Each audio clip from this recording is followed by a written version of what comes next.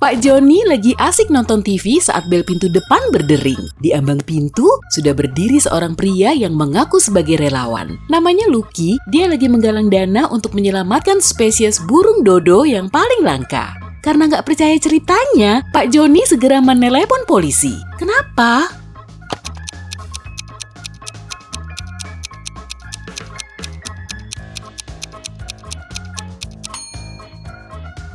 Burung dodo sudah punah sejak abad ke-17. Irwan lagi main ke rumah sepupunya Ricky. Mereka asik ngeteh bareng sambil ngobrol soal olahraga. Tiba-tiba, nafas Irwan megap-megap dan tubuhnya jatuh ke lantai. Melalui telepon, Ricky menjelaskan ke pihak para medis kalau Irwan telah diracun. Detektif Kinan segera datang ke rumah Ricky untuk menginvestigasi. Tak lama kemudian, dia bisa tahu kalau Ricky yang meracuni Irwan. Gimana cara Ricky meracuni sepupunya itu?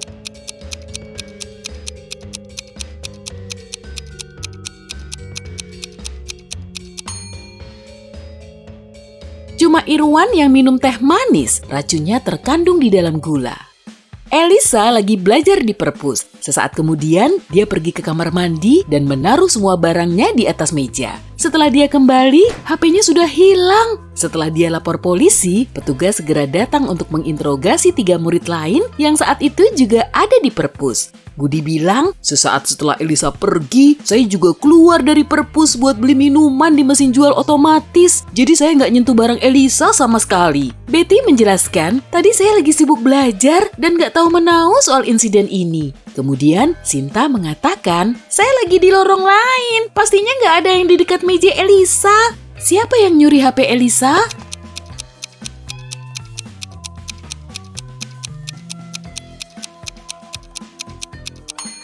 Pelakunya Budi. Dia bilang tadi lagi beli minuman di mesin jual otomatis. Padahal mesin itu cuma menjual snack. Di dalamnya nggak ada minuman.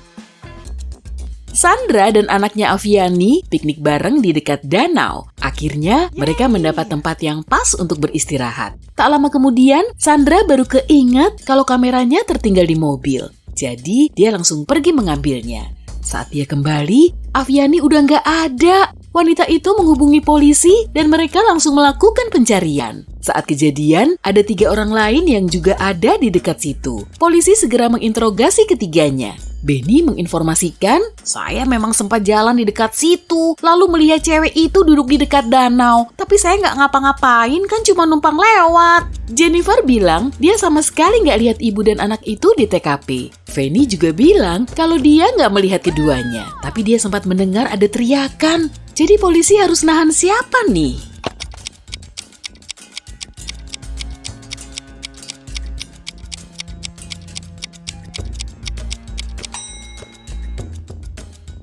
Jennifer, dia memakai shawl milik Aviani.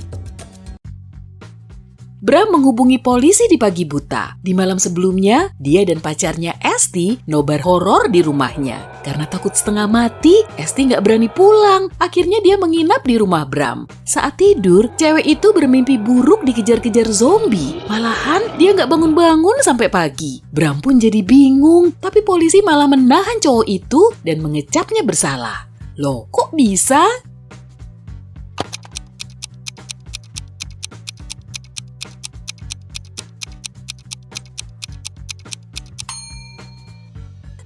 Bram bilang kalau pacarnya nggak bangun-bangun sampai pagi. Lalu gimana dia bisa tahu isi mimpi Esti? Tito baru saja dari New York menuju ke kota kelahirannya, Chicago. Dia mau melepas rindu bareng papanya selama seminggu. 3 hari kemudian, papanya memberitahu polisi kalau Tito telah minum racun. Polisi segera mengecek barang Tito. Barangkali ada yang mencurigakan. Sesaat kemudian, petugas malah membawa pria itu ke kantor polisi untuk menginvestigasinya lebih lanjut. Memangnya mereka mencurigai apa?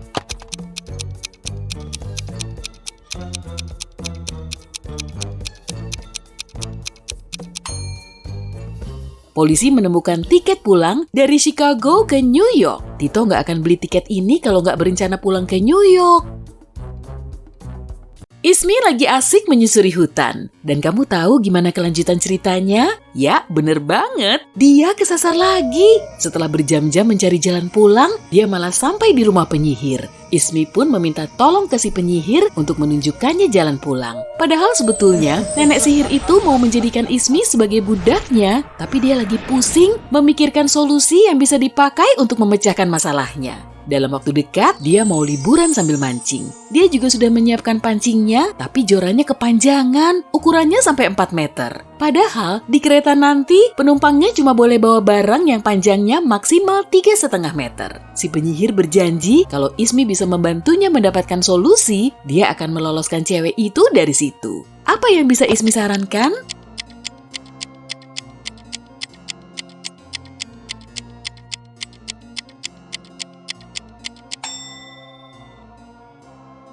Karena jago geometri, Ismi menyarankan si penyihir itu untuk memasukkan jorannya ke kardus yang berukuran 3,5 kali 1,5 meter. Kalau ditaruh miring, jorannya akan tetap muat kok.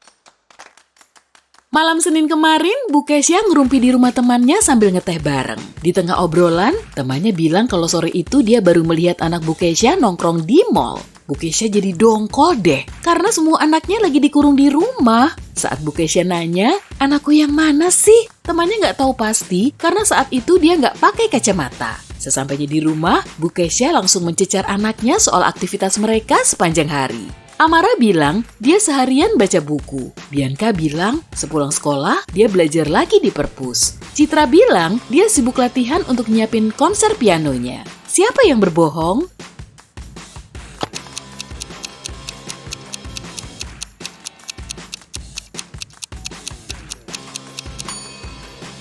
Bianca, saat itu hari Minggu, semua sekolah pasti libur.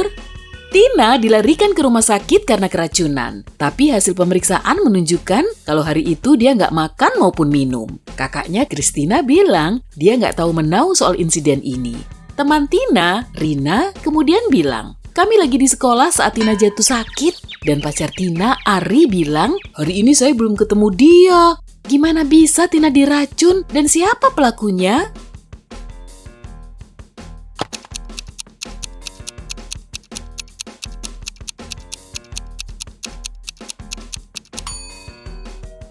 Tina memang belum makan, tapi dia pakai lipstik. Di dalamnya ada racunnya. Nah, satu-satunya orang yang bisa memasuki kamar Tina hanyalah kakaknya, Christina. Telah terjadi kecelakaan mobil di terowongan. Polisi mencurigai salah satu pengemudi yang bernama Umar ngantuk saat nyetir. Tapi Umar menyangkal. Enggak kok pak, saat itu hujan deras, jadi penglihatan saya kabur. Karena nggak percaya dengan pernyataannya, petugas segera menahan cowok itu. Kenapa?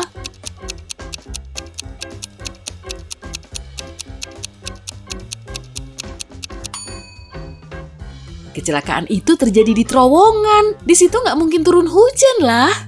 Beberapa mobil di kota X dicuri oleh seseorang. Setiap kali mobilnya dibawa kabur, pemiliknya selalu mendapat pesan dari nomor tak dikenal. Di tiap pesannya, selalu ada 2 emoji yang sulit dipahami. Polisi segera melacak nomor itu dan geolokasinya menunjuk ke 3 rumah. Mereka menginterogasi semua pemiliknya, Pak Tetra, Bu Nana, dan Pak Wildan.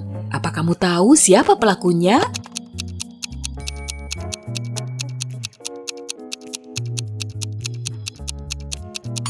Ternyata kedua emoji itu bisa dikaitkan dengan pelaku. Ada gambar tembok dan bapak bersama putranya. Kalau salah satu suku katanya digabungkan, akan terbentuk nama Tetra. Jadi, pencuri mobil di kota tersebut pasti Pak Tetra. Oke, yuk lanjut ke teka-teki. Siapa yang kurang cerdas? Pagi-pagi sekali, Tommy dan Yusuf mengantar anak mereka ke sekolah. Siapa yang kurang cerdas?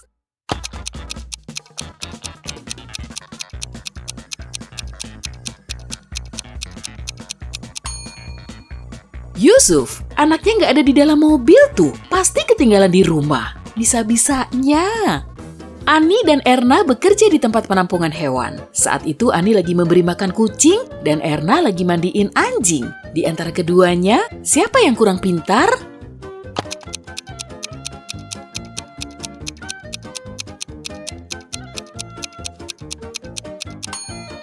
Ani, dia menuang makanan anjing ke tempat makan kucing. Look, Lukman dan Anton harus menghadiri interview kerja jam 4 sore. Lukman lagi nyiapin bekal dan Anton lagi menyetrika bajunya biar necis. Siapa yang kurang cerdas?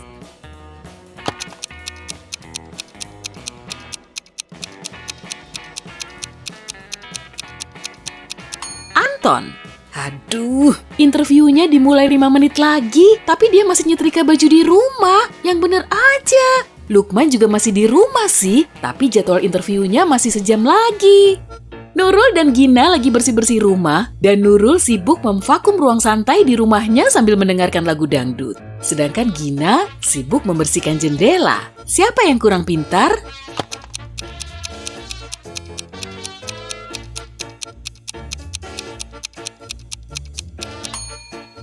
Nurul, kabel vakum cleanernya belum dicolokin tuh.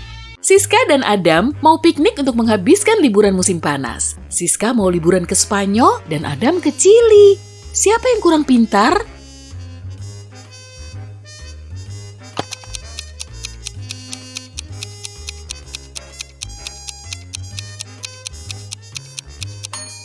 Adam, dia memasukkan celana pendek dan baju renang ke kopernya. Pasti nggak akan dipakai lah, di Chili lagi musim dingin. Sepanjang malam, Jatmiko dan Amelia nggak bisa tidur nyenyak karena anjing tetangga berisiknya minta ampun. Sambil bikin kopi, Amelia minta Jatmiko untuk buang sampah keluar rumah. Siapa yang kurang cerdas?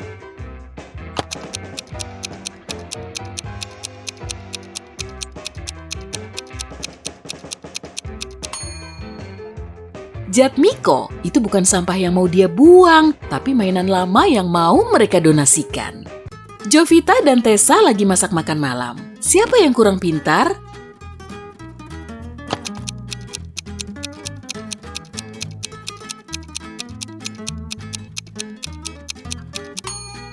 Keduanya, Jovita mematikan api pakai air.